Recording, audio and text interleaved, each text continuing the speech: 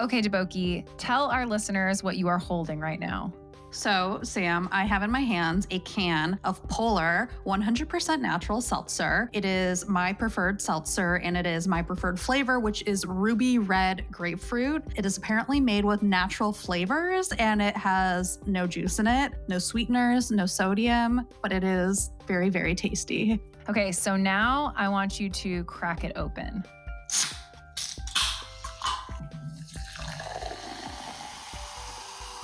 Take a sip and then describe to listeners what you're experiencing. Okay, so my first experience, because I poured it into a glass, was the feeling of like gas hitting my nose. I had it in the fridge, so it felt kind of cool. It has the sharpness of the bubbles, but also like with all of that is like that grapefruit. It's subtle, it's not overwhelming. It's not like having a grapefruit juice where you're just like overwhelmed with the fruit flavor or anything, but it's definitely there.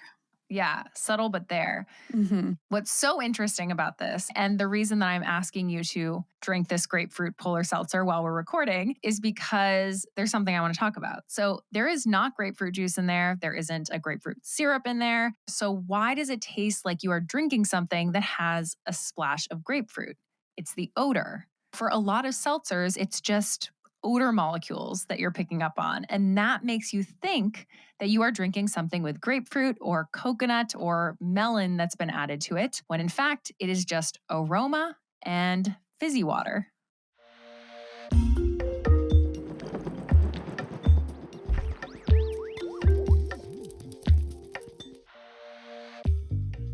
Welcome to Tiny Matters. I'm Deboki Chakravarti, and I just had my mind blown by a seltzer fact. And I'm Sam Jones. And when I first learned that little factoid, it kind of felt like, well, duh, that totally makes sense. But also, what? I had absolutely no idea.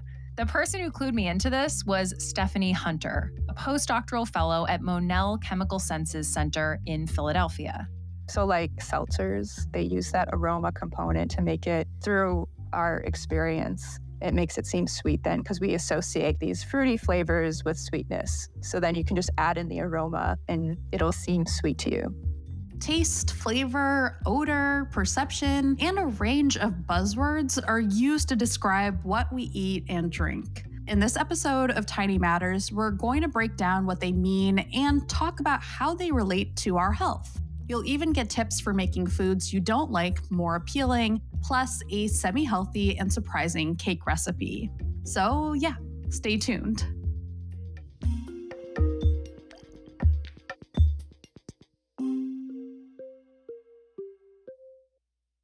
As we often do on Tiny Matters, let's start with the basics. What is taste? Taste refers to the sensations of sweet, sour, salty, bitter, and umami. And we detect these when specific chemicals bind to the receptors in the taste buds, which are all in our mouth. A lot of times you'll hear flavor and taste used interchangeably, but flavor is actually the combination of input from three sensory systems: taste, olfaction, or smell, and somatosensation. Somatosensation is a physiological process that allows you to detect things like texture, crunchiness, or mushiness, for example, and it also includes a thing called chemesthesis. Chemesthesis is the detection of chemical compounds that cause feelings like tingling, burning, and cooling. For instance, the burning you feel when you eat a chili pepper, or the cooling you get when you eat something minty. And actually, when you eat or drink something, it can get even more complicated because some of your tongue receptors, the proteins that stick off of cells that detect the sweet, salty, bitter, sour, umami, those same receptors can be found in other parts of your body, including your stomach. I'm a coffee drinker, and one of the things that happens with coffee and maybe overconsumption of coffee at times is you can get heartburn. That's Devin Peterson, a professor in the Department of Food Science and Technology at The Ohio State University and the director of the Flavor Research and Education Center, as well as the Foods for Health Initiative. And so what that's been linked to actually is bitter compounds in the coffee will trigger receptors in your stomach. It's not triggering bitterness in your stomach, but it trigger the gastric juices, right, that are in your stomach and results in more heartburn. How wild that the receptors on your tongue that help your brain detect bitterness also exist in your stomach, but send a very different message to your brain, which is, oof, heartburn. So, for anyone who wants to dive deeper on that, they're called T2 receptors, and they are truly all over the place, even in your heart, where their exact role is not clear yet. I have nothing to add to that. I just thought it was really interesting. Okay, let's get back to flavor. If you're eating food and you remove taste, smell, or somatosensory input from the flavor equation, it dramatically changes the experience. And I think it's fair to say that smell is probably the variable we've heard about most over the last few years. There's a lot of people who have lost their sense of smell. It's actually not a new thing. We've been hearing about it a lot lately because of the pandemic. But even before the pandemic, it was estimated that about 20% of the population had some type of smell disorder. So now there's just millions more people who have long-term smell disorders because of COVID-19. I'm doing a lot of work in people who have lost their sense of smell. They're missing that huge component of flavor, and food isn't tasting as good anymore. We don't just eat for the healthfulness of the food. So we're eating for the flavor, and we're eating foods with flavors that we like. So when that flavor is gone with smell loss, this lack of flavor perception really negatively impacts their quality of life. So I've gotten COVID a couple of times at this point, and I did lose my sense of smell one of those times. It was pretty terrible. It was like the food I was eating or stuff I was drinking had no flavor at all. And it was actually this really eerie thing when I first noticed it. I had made coffee like I do every day. I started drinking it, and then I realized I could not smell it. And so then I just started frantically walking around my kitchen, smelling everything. Nope, nothing. I knew it was particularly bad when I went to go pick up dog poop and I could not smell it, which I guess you could call a silver lining. That sounds so disorienting. Like, I feel like I would be so confused. It sounds pretty miserable except for the dog poop part. Food provides a lot of enjoyment in our life. And so you think about important events. We all gather for important events around food we enjoy. It's an important part of our culture and the human behavior. People generally eat what they like. And if you're going to set up dietary guidelines and say that, okay, these sort of food patterns are more idealized for health and wellness, you have to consider what we'll call the consumer traits. Consumer traits, meaning what consumers choose to buy and why. Stephanie actually clued us into something called the Food and Health Survey, where every year the results show that flavor is the number one driver of what foods people choose to buy. And that's been rated number one for the past decade. And it's rated higher than the healthfulness of the food, the convenience, the sustainability. So people find the flavor to be a lot more important in what they're going to buy and then consume compared to all these other factors. So it's really one of the primary drivers of food choice. So, if you're trying to eat healthier, but you really don't like the taste of a lot of those foods, it's going to be a serious challenge. A lot of both Devin and Stephanie's work looks at how the flavor of foods could be improved so that people are more inclined to eat them. For instance, a recent study from Devin's lab looked at pea protein. And maybe you've seen pea protein powders at the supermarket. It's a pretty versatile source of protein that's both sustainable and nutritious and not likely to cause an allergic response like some milk-based protein products. We actually use it in my house because my husband's vegan, but the ones we get are pretty heavily flavored. And having that heavy flavoring is probably a good thing because pea protein isn't so great on its own. Not just in my humble opinion, but consumers generally are not fans. So to be able to make a product more enticing, knowing what's in it, what might be causing that pea soup smell, could be really helpful in leading to modifications that would make people more likely to use it. So Devin and his colleagues were able to identify 21 different pea protein aromas by using a combination of chemistry techniques like gas chromatography mass spec that let you separate out individual molecules by size and charge. Science is a lengthy process, and making changes in a consumer product takes a lot of time. But it would be cool if some of that data ultimately helps lead to a new, improved pea protein of the future. But we don't all have hundreds of thousands of dollars of lab equipment to explore what aromas are in food that we find more or less appetizing. So, what do we do if we want to expand our palates? For someone who would like to develop a taste for a certain food, say they're trying to eat a bit healthier. They want to eat broccoli more because they know it's good for them. Where would be the place to start with that? Dipping it in cheese? That's a good one. Okay, seriously? I tease you, but of course you see that in commercials. And one of the things that really will influence perception of foods is how you're going to cook them. So there's many ways to prepare foods and to mix them with other ingredients and to cook them in different ways, whether I'm going to microwave it, which is probably quite bland, or put it in an oven or saute it, right? Those are very different. And so frying or just sauteing even has a different temperature that these products are experiencing and actually generates different types of flavor compounds. You may be less like, one preparation. You might be more inclined to, enjoy another. How you prepare these ingredients and how you mix them with, say, soups or, other preparation methods can really help you to maybe find that sweet spot, so to speak, and allow you maybe to broaden that palate that is more idealized with your dietary goals. Deboki, is there a healthy food that you just cannot stand and now you think maybe I'll try it with or without cheese? I really, really hate the taste of papaya. Like, it is one of my least favorite foods of all time. I don't know that I can prepare papaya in a way that's different. Though I guess the closest thing is I don't mind green papaya. So maybe that's just what it is I can do a different form of it. Slowly, ease yourself in or not and just end up sticking with green papaya. Yeah, just stick with the green papaya. And especially with papaya, it's I don't have to eat it. I can have other fruits, so I think I'm okay. Yeah. At least I'm okay with it for now. Devin has a few more suggestions for us, but first, a quick break. We want to tell you about a cool podcast we think Tiny Matters listeners will be interested in. It's called The Weirdest Thing I Learned This Week, and it's from Popular Science. If you enjoy interesting, informative, and most importantly, weird scientific discussions, like have you ever heard about the time a bunch of scientists tried to turn George Washington into a zombie, then you need to check out this podcast.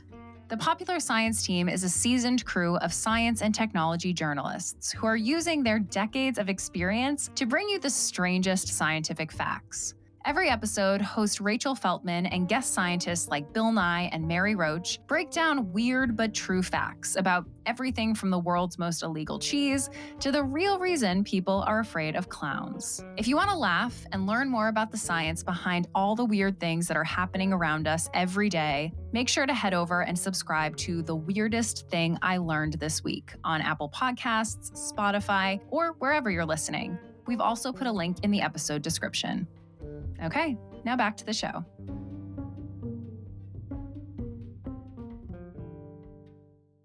So Devin shared how the way you prepare a food, whether you saute it or bake it or do something else to it, could totally change the food's flavor and how much you like it. But he also had a few more suggestions for people who want to start incorporating different foods they don't typically like into their diets. I think you could also broaden where you get your ingredients. There are sometimes, for example, more heirloom tomatoes that are grown right in a farmer's market, and different varieties can have quite a bit of variation in their attributes. One you might like more, and others you may like less. And so, just to be aware of that, and I think that can give you at least a little bit more flexibility. And I would also go back to that maybe putting them in more of casseroles or other dishes. You may realize, for example, I'm a big fan of zucchini chocolate cake. And you would not think those go together, but that is, to me, a great combination. Would you be open to, this as a side note, but would you be open to sharing that recipe with me? Because then I can actually put it in the episode description. I would be happy to do so. Okay, I didn't know if it was a secret family recipe. Somewhere up the family tree, but I don't know that anybody is protecting it. Okay. It doesn't sound like zucchini and chocolate go together, but they blend, right? Sometimes these combinations really create new sensations in ways that are just advantageous. Why do we sometimes change our minds about what we like? So, for instance, I could not stand the taste of peanut butter as a little kid, but this morning I had a banana with peanut butter all over it for breakfast. I was happy to eat it. Yeah, so I'll give you another analogy. I was very adverse to watermelon when I was young, and now I'm certainly a fan of watermelon and would seek it out. And so what that tells you is that part of what is our preference or things that we are driven towards to consume can change with experience. So aroma perception, particularly the aroma attributes of foods, I would call are more learned behaviors. And so your exposure to different foods and different experiences is ever changing in a way that starts to open up new opportunities for food consumption. And so as I start to get maybe different experiences to other fruits and melons, and then maybe brought in watermelon, and I started consuming one, and I started to learn to appreciate it. So, if you are someone who has lost their sense of smell or it's diminished for whatever reason, you might be wondering what you can do to get back some of the enjoyment that comes with eating. Stephanie had a couple suggestions. A lot of times when people have a smell disorder, they'll rely on different strategies to help get some flavor back and to enjoy eating again. So we often hear people focus on the texture of foods. So mushy foods aren't going to be as palatable to them anymore, but more crunchy foods will, or more crispy foods will. A lot of people will also focus on enhancing the different tastes of the food in that absence of smell to try to enhance some of the flavor. One thing that we notice when people have a smell disorder is that they'll add a lot more salt onto their foods just to get some flavor and some feeling back. And if this is maintained with long-term smell loss, it could lead to other issues associated with excess salt intake. And as a population, 90% of us already consume more salt than is recommended. So one thing I'm looking at is seeing if we can use a type of sensory strategy to make food palatable, but without needing to add some of these components to foods that could harm health. So there's been some previous studies in people who have a normal sense of smell where they find that adding capsaicin, so that's spicy component of a chili pepper, can help enhance salt taste intensity without needing to add more salt. So the capsaicin and the odor from chili peppers can both enhance the salt taste intensity. So I wanted to see if this could also be some strategy that we could use in people with smell loss, if it's also useful for them to help enhance salt taste intensity. So basically what we did is just we recruited a bunch of people who had smell loss for 12 weeks or more, so they have long-term smell loss, and we gave them different soup samples, and we added 3 different levels of capsaicin to the soup. So there was none in it, or we added a low amount or a moderate amount. So then we had them sample these soups and we had them rate how flavorful they were, how salty they were, how spicy they were, things like that. And we found that just adding a small amount of capsaicin, so it was perceived to be low, so it's not even outrageously spicy, can help enhance the salt taste intensity in these foods. And it also enhances the flavor perception. There's all these diets that people recommend, but a lot of times people don't adhere to them because they don't like them. So you kind of have to incorporate some type of sensory component to it to make sure that it's still palatable in order for people to adhere to it long term. Understanding the delicate balance of a food's taste, smell, and somatosensation is not only helpful for eating more nutritious foods, it's also key to finding alternatives to compounds that aren't good for us and are a major part of the American diet, like processed sugar. There are probably other, ingredients that might create what calls mouthfeel or tactile cues that are similar to sugar and actually could then provide some sort of analogy to that sensation. It's not completely the same, but a way to fill in some of those missing pieces. It makes me think people love soda. Could we somehow trick ourselves into being able to drink a fake Coca-Cola because of some sort of aroma compounds that are added mixed with a texture adaptation? And I don't know, I'm sure that would be very difficult to do.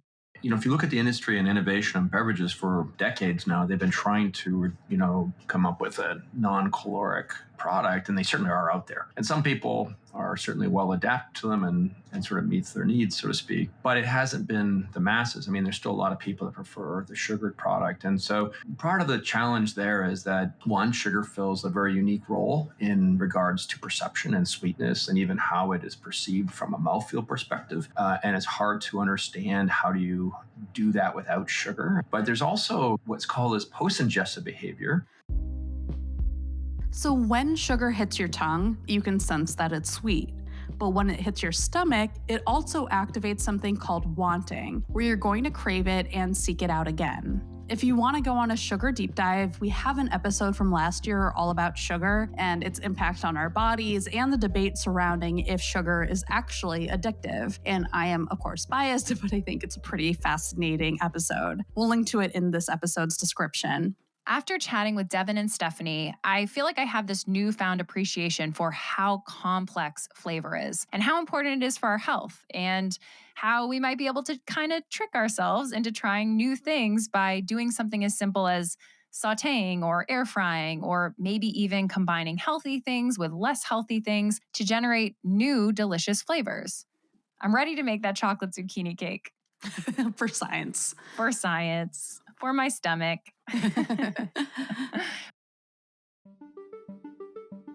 Tiny show and tell time. Yeah. I think I'm going first this time. Yes. Okay. So this isn't really heavily related, but I now I'm rethinking my tiny show and tell in the context of what we've been talking about. So what I want to talk about is a deep sea freezer that these geochemists at the Japan Agency for Marine Earth Science and Technology were working on, or have worked on, and they were testing it out. So basically the idea behind why you would want a deep sea freezer is that sometimes scientists want to study animals that live deep in the sea, but it's kind of hard to bring those animals up to surface. Like the blobfish that we all know of as this blobfish does not actually normally look like a blobfish. Apparently it looks like a normal fish in its normal habitat, but as it's being brought up to surface, it kind of just loses its that form. makes me so sad. I know. It's so sad to think about. It's so weird looking and cute in a way, but you're kind of man, I want to see actually what I the feel blobfish. so emotional about the blobfish now. You can see the resemblance where you're oh, okay, it's kind of got this weird triangular-ish face. It looks kind of like a pyramidal sort of shape, but it becomes the blob version of that once it's brought up to surface. Oh, that's sad. Okay. Poor guy. Yeah. So scientists have worked on these different tools to try to be able to bring animals up to surface that don't turn them into blobs, pressurized collection chambers. But it still takes hours to bring these animals up to surface. And sometimes, especially for smaller and softer animals, they might start degrading in that time. So one of the ideas was can we design a freezer that will help minimize that damage? So the scientists were able to create this freezer. It doesn't use liquid nitrogen or refrigerant to cool down. Instead, it uses something called the Peltier effect, which is basically a way to create a potential difference that then creates a temperature difference in the freezer. So it's super interesting, and they were able to demonstrate that it works. And the reason why I was just thinking about everything we were just saying is because they actually, for this article that I was reading about it, they used it to make this little frozen orange tree. They made it 850 meters below the surface with this freezer. And so now I'm I wonder if that changes the flavor profile at all. Oh my gosh, that's so interesting. So then the freezer is hanging out in the deep sea, but then ultimately once you have the samples that you want, you bring it back to surface, but then they're sort of protected. Yeah. Oh, that's so interesting. Very cool. I hope for the blobfish that for the sake of the blobfish. Blobfish not so blobby if you leave him where he likes to be. Yeah.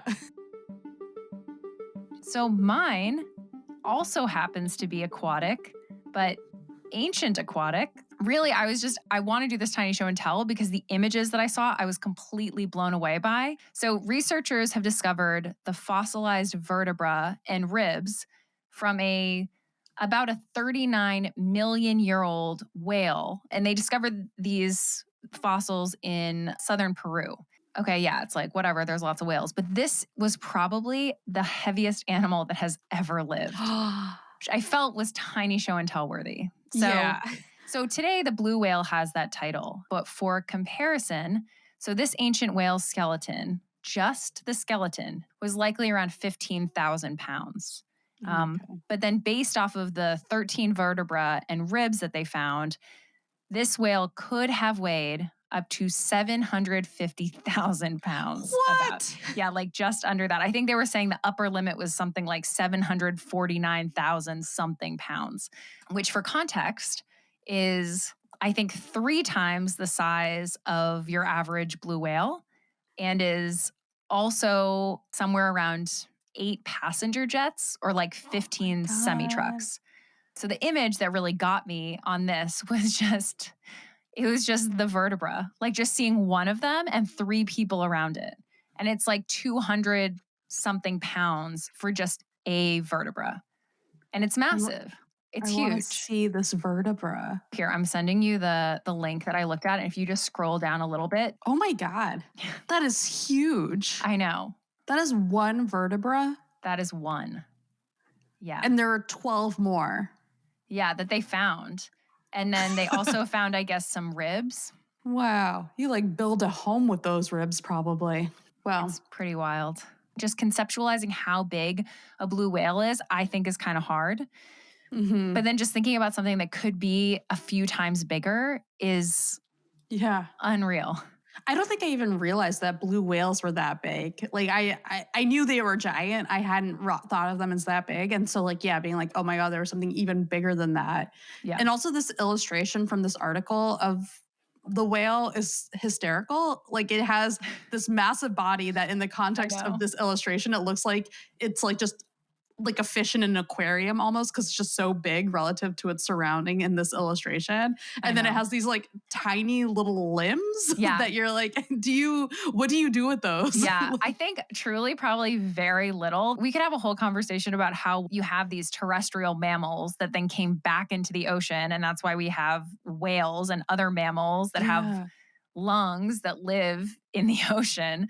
And so, these are like their appendages in this image. It's just hilarious because you're like, oh, you haven't been on land in a long time. Yeah. Like it's been a while since you guys were hanging out on land. Well, thank you. My mind has been blown again this episode. It started with seltzer and it's ending with whales. And massive whales. Yeah. Yeah. We bring everything at Tiny Matters. All right, cool. Let's wrap this thing up.